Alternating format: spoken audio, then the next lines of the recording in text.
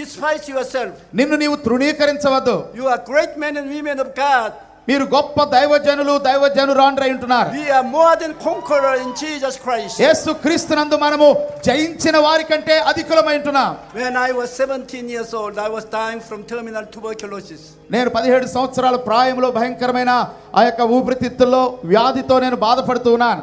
My family were very poor and I could not go to hospital. నా కుటుంబం చాలా పేదరికంలో ఉన్నందువల్ల హాస్పిటల్కి వెళ్ళే పరిస్థితి కూడా లేదు.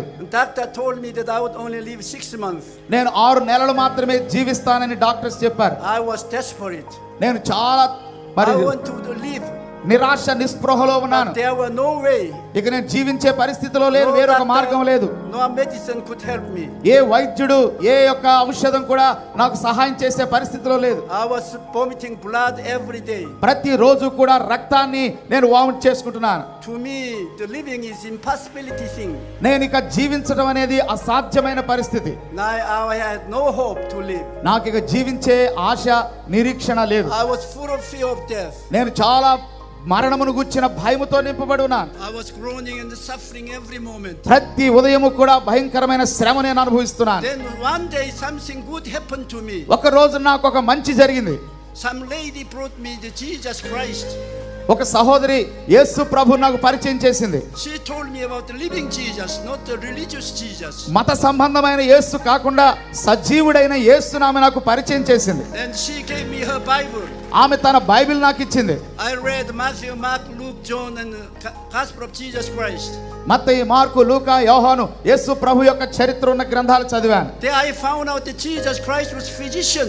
యేసు క్రీస్తే వైద్యుడని నేను తెలుసుకున్నాను. Gospel of Jesus Christ is the gospel of healing. అది ఆ యొక్క యేసు ప్రభు యొక్క సువార్తలో స్వస్థత సువార్త నేను తెలుసుకున్నాను. I found out that the foundation of kingdom of God was healing. దేవుని యొక్క రాజ్యములో ఉన్నటువంటి ఆ యొక్క పునాది అది స్వస్థత అని నేను తెలుసుకున్నాను. Wherever Jesus Christ went, he healed. కనుక యేసు ప్రభు స్వస్థపరిచేవాడని He commanded his disciples to go and heal the sick and cast out devil. ఆయన శిష్యులు కూడా వెళ్లి దయ్యములను వెళ్ళగొట్టి రోగములను బాగు చేయాలని ప్రభువారికి ఆజ్ఞాపించాడు. And Jesus Christ said that he was same yesterday, today and forever. అందుచేత యేసుక్రీస్తు ప్రభు నిన్న నేడు నిరంతరము ఏకరీతిగా ఉన్నాడు. I had never been to church up until that time. ఆ దినం వరకు కూడా ఎన్నడూ కూడా ఒక క్రైస్తవ సంఘానికి వెళ్ళలేదు. I had never heard any sermon at all. ఎన్నడూ ఏ ప్రసంగం వినలేదు. But I found Jesus by reading the Bible. అయితే బైబిల్ గ్రంథాన్ని నేను చదవడం ద్వారా యేసు ప్రభువుని గురించి తెలుసుకున్నాను. And I knelt down before Jesus and I accepted him as my savior and healer. కనుక యేసు ప్రభు నా రక్షకునిగా నన్ను స్వస్థపరిచే దేవునిగా నేను స్థిరపరచుకున్నాను. One evening while I was sleeping, someone came in my room. ఒకరోజు సాయంత్రం నేను నిద్రిస్తున్న సమయంలో ఒక వ్యక్తి నా గదిలోకి వచ్చారు. When I opened the door, నేను తలుపు తెరిచినప్పుడు the man who was in white clothes came to near me. తెల్లని వస్త్రాలు వేసుకున్న ఒక వ్యక్తి నన్ను సమీపించాడు. So I asked the question, who are you? నువ్వు ఎవరివని నేను అడిగాను. He said, I am Jesus whom you read in the Bible. నువ్వు బైబిల్లో చదువుతున్న యేసును నేనే అని ఆయన చెప్పాడు. I am not dead religion, I am living God. నేను ఒక మతములో చనిపోయిన వ్యక్తిని కాదు, నేను సజీవుడనని ప్రభు తెలియజేశాడు. I will touch and heal you and you will go to the world to preach gospel. నేను నిన్ను ముట్టి బాగు చేస్తున్నాను, నువ్వు ప్రపంచమంతా వెళ్ళి సువార్త ప్రకటించని చెప్పాడు. After that in 6 months I was healed. ఆ తర్వాత 6 నెలల్లో నేను స్వస్థత పొందాను. Now I am 77 years old. I have never been sick in tuberculosis. ఇప్పుడు 77 సంవత్సరాల వయసు, ఎన్నడూ కూడా మరలా నేను రోగిని కాలేదు. The same Jesus is among us right now. అదే యేసు ప్రభు ఈ క్షణంలో ఇక్కడ ఉన్నాడు. He is not religion.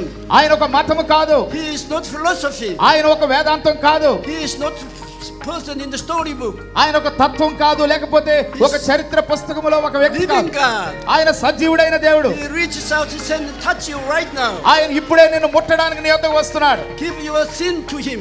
ఆయన నీ జీవితాన్ని ఆయనకి అర్పించు. Give your trespasses to him. నీ పాపములు అతిక్రమములు ఆయన యొద్దకు తీసుకురా. He will take care of you. ఆయన నిన్ను గురించి శ్రద్ధ కలిగి ఉన్నాడు. Turn over your suffering to Jesus. నీ శ్రమంతా యేసయ్యకు తెలియచేయి. He is going to heal you. ఆయన నిన్ను బాగు చేస్తాడు. You must be healed. నీవు స్వస్థత పొందాలి. Because 2000 years ago Jesus paid the price. ఎందుకంటే 2000 సంవత్సరాల క్రితమే యేసయ్య దాని కొరకు వేల చెల్లించాడు. Legally speaking, you have been healed since 2000 years ago. వాస్తవం ఏమిటంటే 2000 సంవత్సరాల క్రితమే నీవు నేను స్వస్థత పొందాం. Sickness is a lying devil's demon's action. రోగం అనేది వ్యాధి అనేటువంటిది ఆ దయ్యము సాతాను చెప్పే అబద్ధం మాత్రమే. When I went out to preach gospel in the slum area in Korea, కొరియాలో నేను స్లమ్ ప్రాంతంలోకి వెళ్ళి సువార్త ప్రకటిస్తున్నప్పుడు people were so poor that I had nothing to give to them. వారు చాలా పేదవాళ్ళై ఉంటున్నారు, వారికి ఇవ్వడానికి ఏమీ లేదు నా దగ్గర. But I had something to give to each and every one of them. అయితే వారిలో ప్రతి ఒక్కరికి ఇవ్వగలిగింది ఒకటి నా దగ్గర ఉంది. It's our faith in Jesus Christ. అదే యేసుక్రీస్తునందలి విశ్వాసం. Because Jesus Christ took our curse on the cross. ఎందుకంటే యేసు ప్రభువే మన శాపమంతటిని కూడా శిలువ మీద రద్దు చేశాడు. He took our thorns and thistles on his body and he carried away and canceled the power. మన యొక్క దోషములన్నిటిని అపరాధములన్నిటిని తీసివేసి వాటి యొక్క ప్రభావం అంతటిని కూడా రద్దు చేశాడు. We have been blessed with the blessing of Abraham since 2000 years ago. 2000 సంవత్సరాల క్రితం నుండి కూడా అబ్రహాము యొక్క ఆశీర్వచనాలు మన మీదకి వచ్చాయి. You are no more poverty stricken people. ఇక నీవే మాత్రము దరిద్రతలో ఉండవలసిన అవసరం లేదు. You are born to be blessed person. నీవు ఆశీర్వాదం పొందడానికి నిర్ణయించబడిన వ్యక్తివి. Jesus Christ gives us prosperity. యేసు ప్రభువే నిన్ను వర్ధిల్ల చేస్తున్నాడు. I was poverty stricken. I had nothing. నేను పేదరికంలో ఉన్నాను, ఒకప్పుడు నాకు ఏమీ లేదు. But when Jesus Christ came into my heart and when I began to have hope in Jesus, అయితే యేసయ్య నా హృదయంలోనికి వచ్చినప్పుడు నా జీవితంలో నిరీక్షణ ప్రారంభమైంది. I believed in good God. నేను మంచి దేవుని నమ్మాను. Devil is a bad devil. దయ్యము చాలా చెడ్డవాడు. Bad devil cannot give good things at all to us. ఆ చెడ్డవాడైన దయ్యం మనకి ఏ మంచి విషయం చేయలేడు. Good Jesus can't give us bad thing at all. మన మంచి యేసయ్య సమస్త మనకి ఇవ్వగలిగినవాడు. I believed in him. నేను ఆయన యందు నమ్మిక ఉంచాను. I claimed the prosperity. నేను ఆ యొక్క ఆశీర్వాదాన్ని ప్రభు దగ్గర I అడిగాను. claimed the blessing of God. దేవుని యొక్క ఆశీర్వాదం కొరకు అడిగాను. And God blessed me tremendously. దేవుడు అద్భుతమైన రీతిగా విస్తారముగా I ఆశీర్వదించాడు. started my church with 5 person.